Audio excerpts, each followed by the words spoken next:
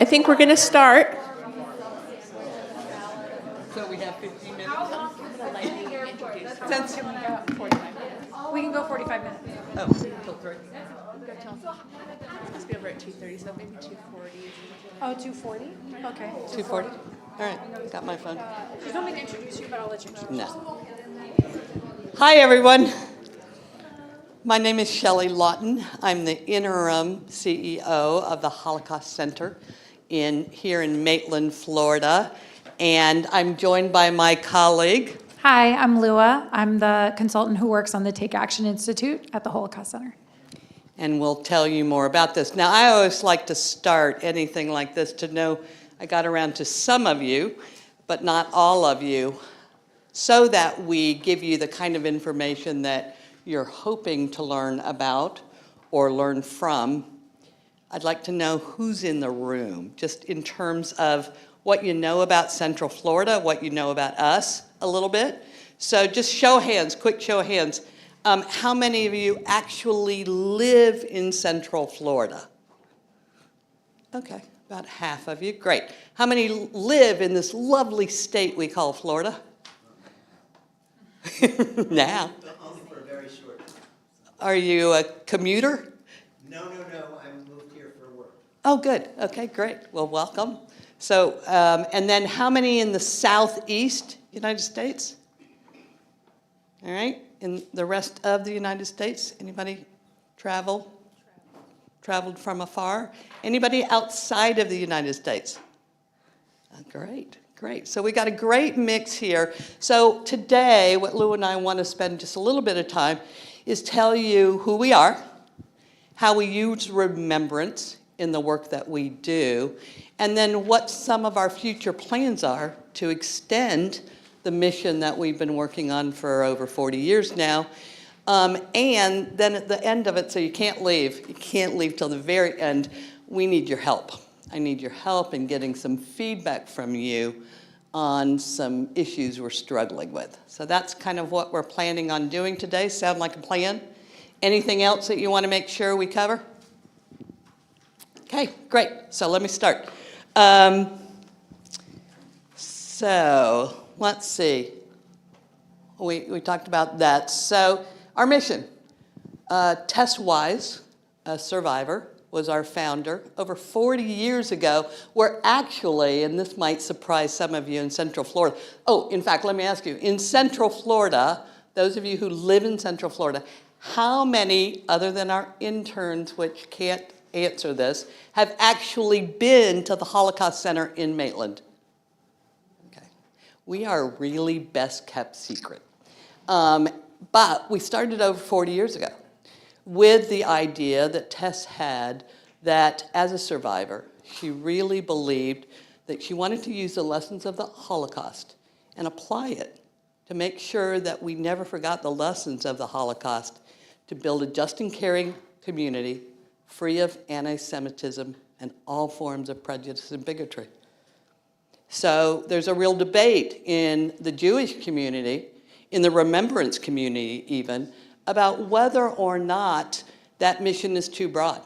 Should we only be talking about the Holocaust? Why apply it to racism or other forms of prejudice?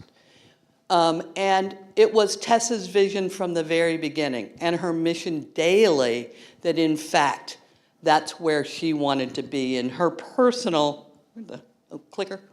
her personal mission is this, and I want to live her mission. If this evil should ever again triumph, it will not because I did nothing. I know it's important for you to be able to say the same things yourself. And I think the people who work with us at the Holocaust Center really do feel that way. How do we make sure that the lessons that we learn in the Holocaust also, we don't want to see that evil happening. How do we deal with that? This is Tess and her daughter, Ellen, who serves on our board now. This is our future. We've been fortunate enough to have a partnership with the Shoah Foundation. Anybody familiar with the Shoah Foundation? For those of you who aren't, It is the foundation that Steven Spielberg started after Schindler's List, and he was very worried about not being able to capture the stories of survivors who are getting of age where we are going to lose their stories. And a few years passed, they started working not only documenting the stories of survivors, but also using artificial intelligence, other forms, to bring those stories to life. They're called Dimensions in Testimony, and they're amazing. They're amazing, and if you're here tomorrow, one of our team members, Stephen Pointer, will be sharing with you what that looks like and how you can experience the Dimensions in Testimony tomorrow. So that's where we are, and where we're going now is to build a new Holocaust Museum for Hope and Humanity. But the basic mission stays the same, and the application of that mission is what Lou is going to talk about now, of how do we take those issues that we want to address and make sure that they are integrated in our programs and exhibits. Lua? Thank you. So yes, and this week, happy birthday to Tess, our founder. She's 99 this week, so yeah. It's been such an honor. My whole background is in higher education and in space and place to work on this in Central Florida. I was brought in because last year the Holocaust Center started something called the Take Action Institute. They've always had programs that are based in strategies for action, but specifically how could we start by engaging and empowering youth to be a part of the conversation as well. So kind of the way that this is a snapshot, and you guys are experts, many of you much more than I am, but to provide factual and complete information, and then which in the Holocaust is, and all of our issues, is extremely important. Some of that to some people sounds revisionist, which seems like maybe we're doing it right. Then to connect that to something current in your empathy and in your own humanity, and then what would you do now? These tragic things, you've heard these horrible things, and I think many of the youth we work with then feel paralyzed to what do I do? How do I make a small effort when I see these things around me in my own state, in my government, historically being repeated again today? So one of the things that we talk about, so sometimes people come in, like students, children, even adults will come in, and we ask them what they know about the Holocaust, and some of them know a lot, but some of them say, well, basically, it's a horrible incident that happened to Jewish people a long time ago. So each one of those parts of that statement is too simplified, obviously. That very long ago, first of all, the part that it just happened to Jewish people. So these are things that we start to talk about, and we start to thicken the thinking around the stories of the Holocaust and what happened. And anti-Semitic incidents in Florida and in the nation are up again, and we have been responding to incidents right here in our schools in Central Florida as well, and in our community. So we are actively involved in that daily dialogue. This isn't just come to our museum. It's like there's a protest in front of Disney. What do we say or not say about that? There's a swastika on the wall in a bathroom at Winter Park High School. What do we do about that? So, it's very current. And also all of these other issues that are tied to the Holocaust, once you get to understand it better, about immigration, propaganda, hate speech, these are all things that most people can relate to in some way in their current experience. Let me add one thing to that. I think one unique aspect of what we're trying to accomplish, and will expand when we start working more with the Shoah Foundation, is the story of people.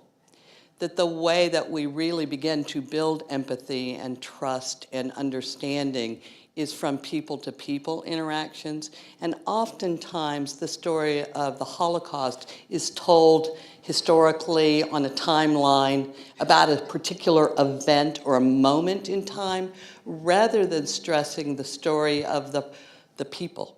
Who were they before they went to a camp? Who were they afterwards? How has that related and made who they are what they are today? Those personal stories often are not the ones that we emphasize, and those, in fact, are the ones that we want to and continue, because I can relate to the shared experiences people to people much more effectively. Right. And being place-based in Florida, I mean, in the United States in general, but in Florida, the conversation around immigration and displaced persons is very coherent to the current story. So this connection as well.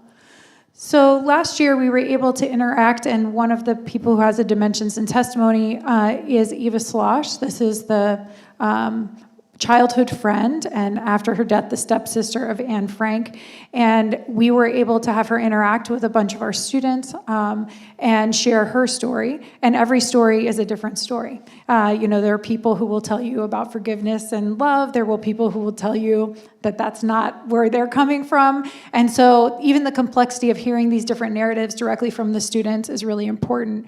So this is one of the quotes that I think, is something that we talk to students about, a lot of which have heard about Anne Frank and have heard Anne Frank talk about, love and forgiveness. And this is not to downplay Anne Frank's story. That's her story. And we have a VR exhibit where you can experience what it was like in the place that Anne Frank was hiding, et cetera. But Eva Slosh's story is also her story, which is that, she passed away and I lived, and my interpretation is different than her interpretation. I think what we want to do is create space for this complication and for people to debate and discuss it, and they don't have to agree. But that it is our responsibility to share quotes like this, not just to share quotes like Anne Frank. And if we have time at the end, we might not. It's on our website if we don't get to it. Eva Slosh did an interview with some of our students where she talked about her personal relationship throughout time with her religion. That story, if you hear it, you can never unhear it. It changes you to hear how she talked about her spirituality before the camps, being in the camps and saying, there can't be God, because he left us. We're the chosen people. Where are you? And then after the camps to have a child and look at her child and say, oh my gosh, there must be God, because she was, like many Holocaust survivors, had issues with reproduction because of something that happened in the camp. So now she's like, oh my gosh, maybe I believe in God. And then she's like, but I go to synagogue and I hear and I think, I can't, So this complication is where we have to sit in this complication. It's our responsibility, I think. So one of the things, this is actually in this building last week, so this is very timely. One of the things that we're doing is running a transformational leadership camp for local youth and having them figure out how not to be leaders from a top-down sense, but how are you social change leaders creating cultures of change. How do you do asset-based assessments of your community? How do you make sure that their voices are heard in the projects that you're doing? And so this was a camp just a few weeks ago with 17 youth on the second floor of this building. We had a conference with them last year. There were 400 youth from Central Florida who came together and learned about what they can actually be doing in the community. They heard from local, national, and global speakers, and that conference will be again next year with 600 people. The goal is to go more Central Florida wide. Those students, the Take Action Youth, have been working on chapters on their campus, issues in their community, and it ties them to action. What can they do? And in the new museum, there'll also be a lot of tie to action. So we'll talk about the new museum again. Yes, and this is just in the conceptual stage, but in that center, what I think is, I really want to draw your attention to is really a physical beacon of light. Where we want to be a beacon of light for hope and humanity, and really center our programming, our efforts around stories, personal stories. You, the guest coming, what is your personal story? How do you tie that to the lessons of the Holocaust, which we will share through, it sounds so cold, the dimensions in testimony, but it is technology's way of allowing you to have a conversation with people that might still be here, but might not any longer be here. And if you ever get a chance just to explore it a little more, on 60 Minutes, anybody see the 60 Minutes? Oh shoot, now I just forgot the name of the woman who did it. Anyway, do Dimensions in Testimony, Google it, and it will share with you the technology and the discussions that you can have with someone who has experienced the Holocaust. Nothing makes my job better or warmer on a daily basis is when we have a 5th grade class come in and learn about the Holocaust, and their very last experience is with a gentleman by the name of Pincus. And Pincus is up on stage, on a screen, and the 5th grader, the 3rd grader, the 8th grader gets up and asks a question of Pincus. What was it like to live in the camp? What did you eat? Did you ever get mad at anybody there? And the amazing impact that educational experience has, I can't tell you the impact it has on me watching them ask these questions, because they begin to relate in a way they can't just by hearing the information. Now they're seeing it, they're experiencing it, and they're witnessing it. Everything that we will have in this new museum, while it's a pretty building on the outside, is what excites me on the inside.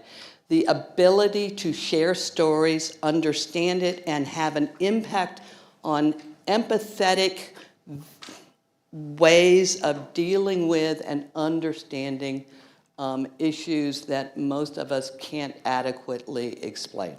It's really powerful. So that's kind of how we want to leave the next 15 minutes or so. You all have amazing brains and amazing experiences and thoughtful perspectives coming to these kind of events. We want to pick your brain. So we want you to just kind of, I know we've got somebody way over here that I'm going to ask to come down here, but just group front to the next group with 3 or 4 people. And we want to give you, and I'll answer your question, let me just give the instructions, but we want to know, like, why would you come to this museum? What would draw you there? What would you say is key that we need to keep in mind when we're planning space where we're discussing remembrance? What's key to consider when creating elements for remembrance? What do we need to know? What do we need to be paying attention to that you could help give us some feedback on? Will you do that for us? Take a few minutes? Yes, sir. Thank you very much. So the first, or certainly one of the first books written about oral history, survivors' experience, was a book named I Did Not Interview the Dead. And the stories by the survivors, and it's wonderful to introduce students to these folks, sound to me, by definition, they're happy ending stories. Do you try and complicate that? Because the stories that they would hear from mothers who were murdered with their children in their arms are not going to be those kinds of stories. Anne Frank died a horrible death in Bergen-Belsen of typhus. So I'm sure she was disabused herself by that time about the goodness of humanity. And I think it's really, my perspective, importance for Holocaust centers as well as other centers that focus on this extreme stuff to complicate stories for every age group. I personally agree with you, and I think that we are trying to do that. In fact, before we ask for the small group, maybe this is where we should play Eva's little clip, because I do think what we are doing with dimensions and testimony is there's no off question. You can ask anything, and the technology is kind of like whatever device you use at home, but you're going to ask somebody a question, right? And it's artificial intelligence, and they put the words together and it spits it out somehow. I don't know how, but it's amazing. And so there's no question that can't be asked. And it's surprising sometimes the honesty that comes back from the Dimension and Testimony survivors who are very frank and very real about their experience. And I think that is, for me, what makes this honest, what makes it unique and very different. Obviously, there are things that we will sequence based on age. and be very careful of that, but the honesty will be there. Well, and I'll add, it's not just about the Holocaust piece. We have strategies for action programs. Some of you have been involved in those. And the few we had recently, one is called What Do I Say Now? And it was in response to the Don't Say Gay legislation. And a youth activist spoke on that. He's 17 years old, been speaking against the legislation, and spoke about the death threats that he's received as a 17-year-old, like this month in our community, and the decision of his family to sit down and say, are we doing this? Like, are we doing this? Are we deciding that we're going to lean in despite the death threats? And those are things that it's important for other teenagers and all of us to hear, that that's how real it is. This is not, and for that student to show the data that he has shown our legislators about the amount of suicides that have happened because, of these marginalized populations' response.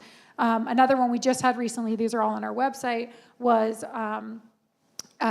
informational forum about what's happening in Ukraine. But again, the use of technology, the fact that Anton, who we know, a peace activist in Ukraine, called in from the basement of a building in Kiev and spoke to the students about what it was like in Kiev. And at the end, when we asked him if he wanted to share a prayer, he's Christian, in his native language, he cried and said, I have not been able to pray for weeks. I can't pray. I don't even, these are the things that you have to hear. I think they're not easy. They're not, but it's bigger than policy, and it's bigger than, I think what's so important is right after that moment, how do you share something? You leave space for the moment. It doesn't have to be right after that moment. But how do you create the space to say, what are things that we know measurably make a difference in your daily life and the way you interact, and then, more in your community life, locally, globally, et cetera? And in fact, we have a program coming up that's really, I'm so excited about. It's called Lawyers Without Rights. And it goes back, and it's actually an exhibit of the American Bar Association that has traveled the country. We're bringing it here. And it talks about the slow erosion of rights, civil rights, due process, to the point where Jewish lawyers were not allowed to practice in Germany. All of their rights were stripped. Eventually, all other rights were stripped of the Jewish population. We're applying that to today's world. And don't say gay laws, banning books.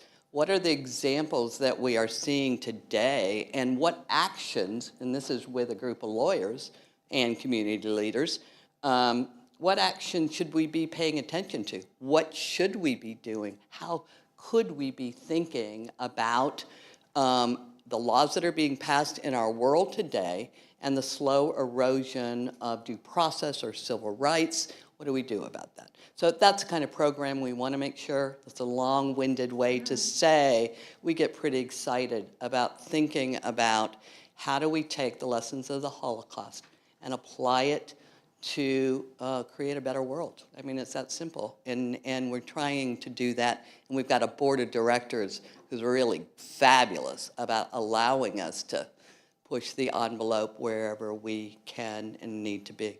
And the staff was amazing. One of you shared earlier, the 7 of us in this museum, I'm like, I feel you. The 7 of us in this museum, they are working their butts off towards this goal every day, and it's not easy. There are lots of hard and heated conversations if you're doing the work right, I think. Yeah. Mm-hmm. Great. I don't know if we have time for the video in the chat. All right, will you help us out for the next 5 minutes? Just top of mind, what's one thing that you could put on, do we have the little notes? We'll do the video too. We'll take, we can do both. Come on, we can do it, can't we? 3.5 minutes to just give us a couple ideas, and then we don't even have to talk about these. We can pin them on the way up. You can be doing that actually while we're watching the video, right? We can get this done. Any questions? Well, she's passing out a couple of the. Any questions or comments, observations, anything that just top of mind we should be thinking about? We'll start doing some of that. Yes. Yes, we have a small footprint right now where we do our programming, and then we will be hopefully breaking ground in about 3 years. It sounded like yours, small, yeah. Yes, right, okay. Do you want to introduce the video again? Sure. So this is Eva talking to one of our students. This is a student who's, the importance of the Take Action Institute is that it's for students by students. So I help facilitate, but it's an entirely student-run organization. And this is a student who is the president of Hillel and the student government president at Stetson University interviewing Eva. So we'll show a few minutes of that.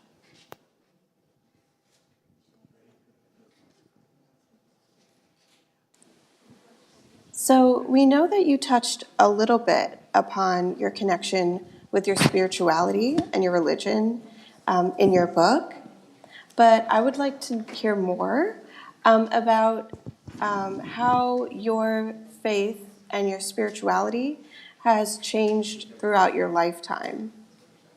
Well, like you say, that was really a big, big change. In Austria, you had to have religious education in school. So we were Jewish, of course, and we learned the Old Testament, we learned a bit of Hebrew, we learned Israeli songs, all kinds of things like that. And so my parents were, of course, Jewish, but not really religious. So we told our parents we wanted to keep all the holidays.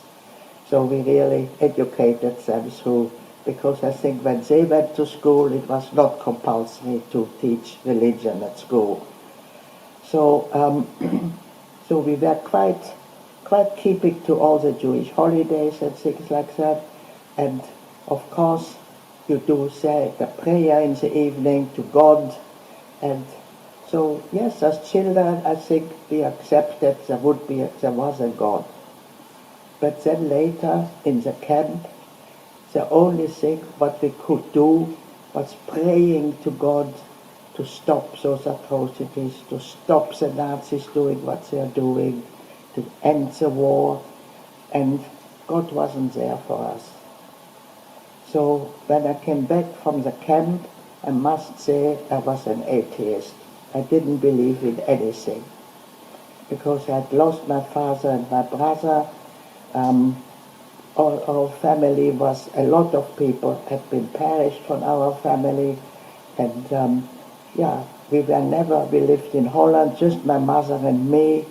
We didn't know anybody. It was really, I must say that after the war, the period was the worst I've ever experienced in my life. And naturally I thought, well, we are supposed to be the chosen people, but God wasn't there for us. So I became an atheist. And there was another little miracle happening in the camp with our breakfast, which was a little bit of liquid. You got bromide in it. That meant that women didn't have the menstruation. And so when I came back and later married, as I said, I wanted a family, and nothing happened. And eventually I went to the hospital, I had treatment. They said, yes, you are not properly developed, but we probably can help you. And so I was hoping. And after about a year, I was pregnant. And that was for me, of course, great, great joy. And when I had my first daughter in my arms, I said, this is a miracle. To have survived, to have a child, a healthy, beautiful child, and I said, there must be a God. So I went through all kinds of stages, and I go to synagogue. I belong to a liberal synagogue, and something really annoys me still. We pray, of course, and we thank God all the time to look it after us. And every 5 minutes we say the prayer, thank you, God, for looking after us so well. And I always whisper to myself, no, you didn't look after us. Where is my brother? Where are my cousins? Everybody is gone. 1.5 million Jewish children, you let perish them. So how can we thank you for looking after us? So, I'm struggling. Now I say, yes, I believe there is a God, but why doesn't he look after us? So, so I've gone through different phases, and I wish there is a God who's looking after his Jewish people, but of course we will never know an answer. And I think that is a mystery of life, that we never really know. As well, when we die, we don't know what is happening. So, I'm 92 years old. I know I'm soon going to leave this earth, and I'm not anxious. I must say I have faith somehow, perhaps I will see my father and my brother and my mother now, who died, of course, and many of my family. Perhaps I will see them again. So, I'm actually quite a happy person. But still waiting for a great-grandchild. Yeah, so that's Eva. She has a special place in our heart in Central Florida. She's been very connected to our students.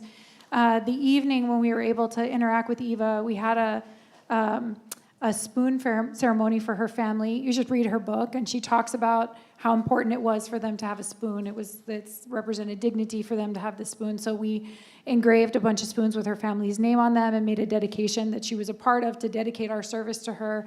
And this is an example of our cards. Our business cards are in all different colors, the same colors that relate to the different tagging of humans in the Holocaust, and just simple ways. And I've learned so many today from all of you that we try to bring remembrance in a real way, as straight from the voice as possible, and also in complicated ways. I mean, this is a very complicated few minutes that she shared with you. And I think after this, our goal is then we ask students to talk to us about your ongoing relationship with spirituality. What is it like? And then they start to speak to that as well. And I know we're out of time, but if you can keep your Post-its, you can even just stick them right on our renderings of our new buildings. We are so grateful for this space and for all of your thoughts. And hopefully it will help us to be responsible to our community and provide, this is not Disney. This is going to be right down the street from Disney. How do we create a different experience for Central Florida? A place that's potentially more reflective, a little slower, deeper, and has a possibility for people to stop and remember and then think about what to do next. So, thanks. Thank you all for coming.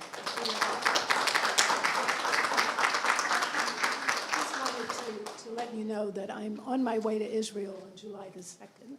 And so any message, information, whatever you think may be useful, I'd be more than pleased to carry.